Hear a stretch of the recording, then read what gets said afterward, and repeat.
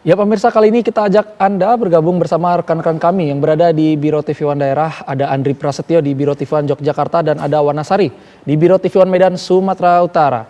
Kita ke Biro Yogyakarta terlebih dahulu pemirsa. Andri, ada berita menarik apa yang akan Anda sampaikan pagi hari ini dari wilayah Anda? Silakan Andri. Ya Faris dan juga pemirsa dari TV One Biro Yogyakarta dan Jawa Tengah, kita memiliki dua informasi pilihan untuk Anda, di mana yang pertama ini ada seorang lansia asal Kebumen, Jawa Tengah yang mendatangi Polsek Grogol, Sukoharjo, Jawa Tengah ini dan mengaku bahwa potongan tubuh manusia yang ditemukan di aliran sungai yang berbatasan antara Solo dan juga Sukoharjo, Jawa Tengah ini merupakan anggota keluarganya. Rantiman, 78 tahun warga Kebumen, Jawa Tengah, datang ke Polsek Grogol, Sukoharjo. Dia mengecek dan menanyakan ciri-ciri potongan tubuh korban mutilasi. Dari ciri-ciri yang ada, Rantiman mengaku potongan tubuh itu mirip dengan ciri-ciri anaknya yang hampir 10 tahun tidak bertemu. Rantiman menyampaikan bahwa anaknya itu bernama Rohmadi. Ciri-ciri fisiknya identik dengan apa yang disampaikan polisi.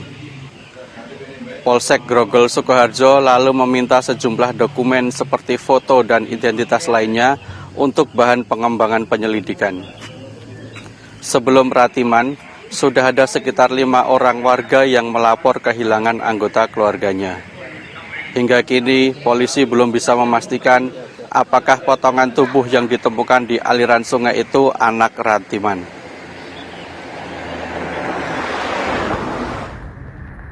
Baru laporan keluarga kehilangan. Ya, tapi belum tahu itu Mas Rohmadi beneran atau bukannya belum tahu.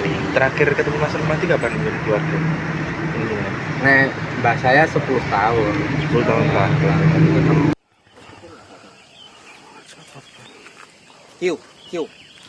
Ya, informasi kedua datang dari Semarang, Jawa Tengah, di mana polisi ini menggelar prarekonstruksi kasus tewasnya ABK, 16 tahun, putri pejabat Gubernur Papua Pegunungan Nicholas Kondomo.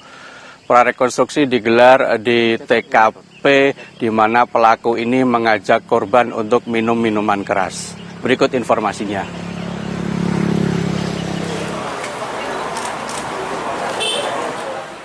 Dalam prarekonstruksi ini, tersangka Ahmad Nasir, 22 tahun, dihadirkan di rumah kos Venus, Jalan Pawiyatan Luhur, Kelurahan Tinjo Moyo, Kecamatan Banyumanik, Semarang, Jawa Tengah.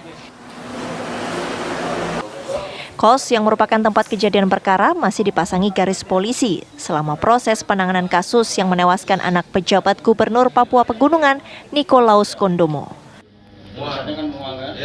Kepala Unit Perlindungan Perempuan dan Anak AKP Nima Desri Niri mengatakan dalam prarekonstruksi pelaku memeragakan 45 adegan.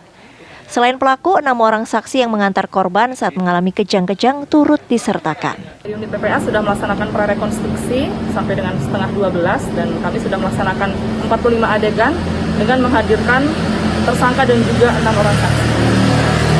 Seperti itu. Itu keperluannya untuk apa, Bu?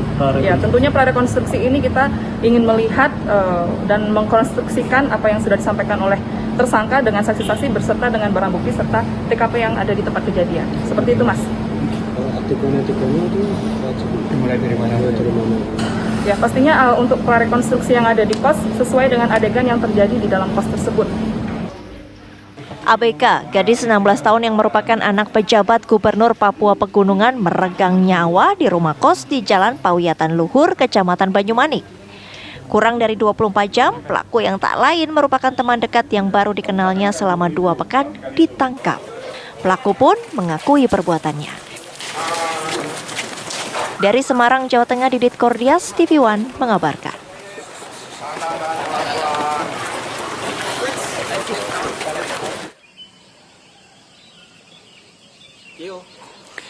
Ya, demikian Faris, dua informasi pilihan dari TV One Biro Yogyakarta dan Jawa Tengah. Kita kembali ke studio di Jakarta, Faris. Ya, baik Andri. Untuk seorang lansia yang menemukan korban mutilasi yang diduga itu merupakan keluarganya, apakah sudah teridentifikasi sejauh ini oleh pihak kepolisian? Dan bagaimana cara lansia itu menemukan potongan-potongan tubuh itu?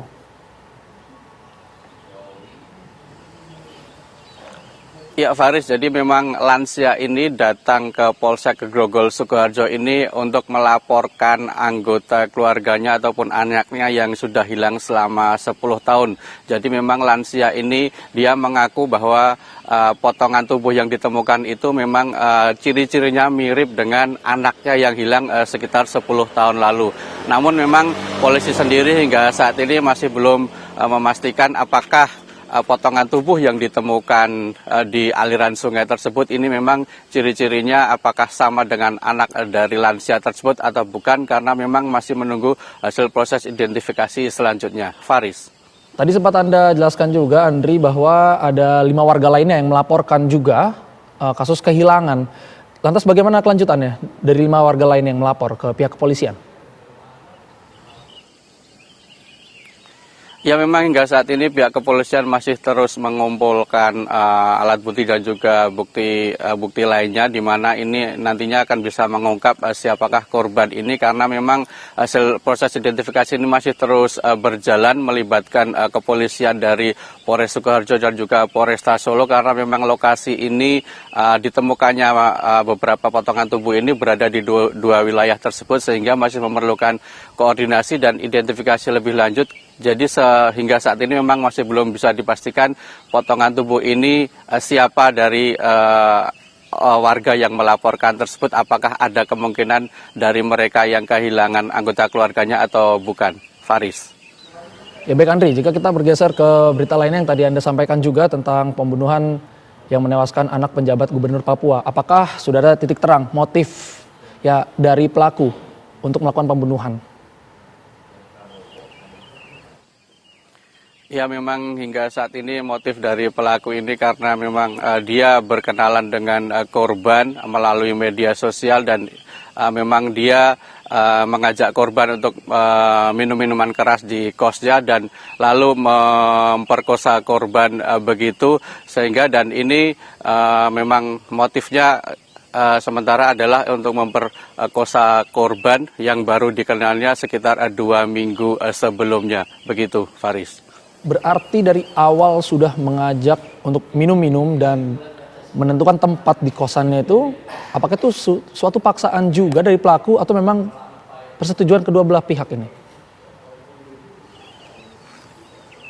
Ya memang ini memang sudah direncanakan sebelumnya oleh pelaku, sehingga memang pelaku ini sebelum mengajak korban dia menyewa kamar ataupun tempat kos di wilayah tersebut sekitar 2 minggu sebelumnya, menyewa tempat kos untuk mengajak korban ke kosnya tersebut untuk diajak minum-minuman keras, lalu diperkosa seperti itu. Dan memang dari hasil prarekonstruksi kemarin polisi juga menemukan fakta baru di mana memang setelah diperkosa ini pelaku sempat memfoto korban dalam kondisi yang sudah tidak sadarkan diri ini, dan ini memang berbeda keterangan dengan yang disampaikan pelaku ataupun tersangka saat dilakukan pemeriksaan di kantor polisi, dan ini memang menjadi salah satu bukti baru ataupun bukti tambahan bagi polisi nantinya untuk mengungkap secara lebih terang benderang kasus ini, Faris.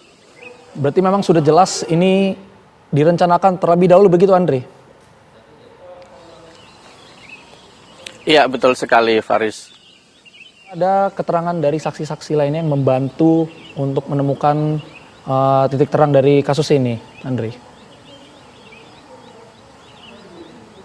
Ya memang dalam prarekonstruksi kemarin polisi juga mendatangkan ataupun melibatkan sekitar 5 orang saksi yang dihadirkan untuk melaksanakan prarekonstruksi ini, dan saksi-saksi ini diduga dia juga mengetahui ataupun bahkan melihat saat pelaku masuk ke kamar kos, kemudian pelaku melakukan aksinya, sehingga memang polisi ini mengajak ataupun mendatangkan 5 orang saksi di lokasi prarekonstruksi.